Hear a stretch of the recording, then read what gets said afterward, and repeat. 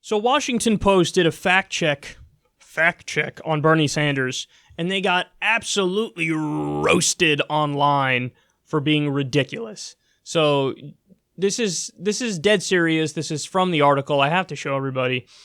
So here's the quote from Bernie. 3 people in this country own more wealth than the bottom half of America. That's what he said. Here's their response to that.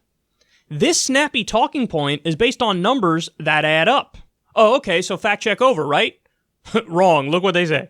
But it's also a question of comparing apples to oranges. Sanders is drawing on a 2017 report from the left-leaning Institute for Policy Studies, which said that 3 billionaires, Bill Gates, Jeff Bezos, who owns the Washington Post, and Warren Buffett, had total wealth of $248.5 billion compared to $245 billion for the bottom 160 million of the United States. The wealth of the 3 men has gone up even more since then.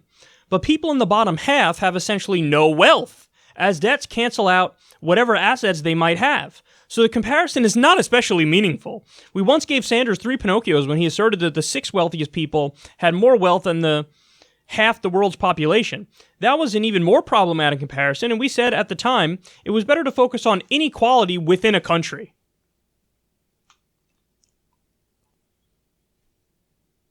Do you understand what they're trying to say here?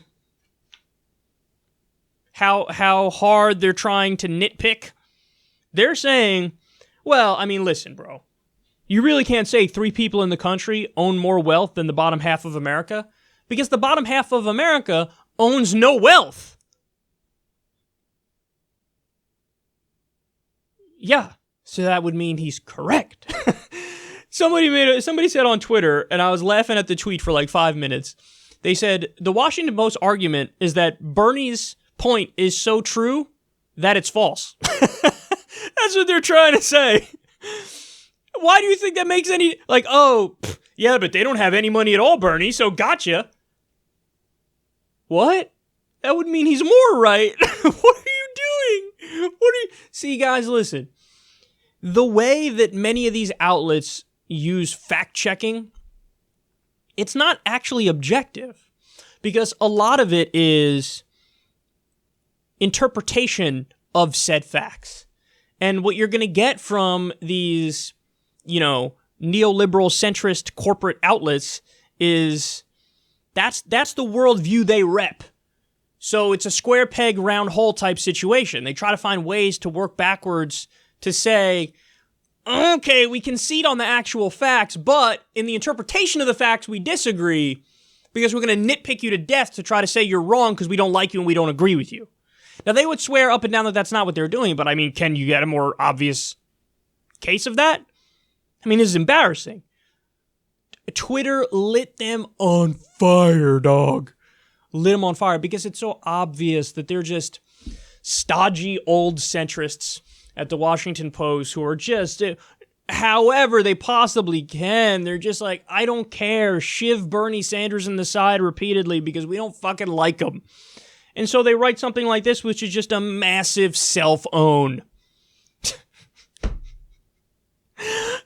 The way this really should have went is, ready? So I read you the Bernie quote, and then their response is, this snappy talking point is based on numbers that add up. That's it. And then true should have been the final word that was said. But no, they went on to basically shit themselves. Oh, God. This is what we're up against, guys. This is what we're up against. No matter what, they will find a way to shit on Bernie. He says the most obvious things ever, and they're like, no, 'cause of this. And everybody's like,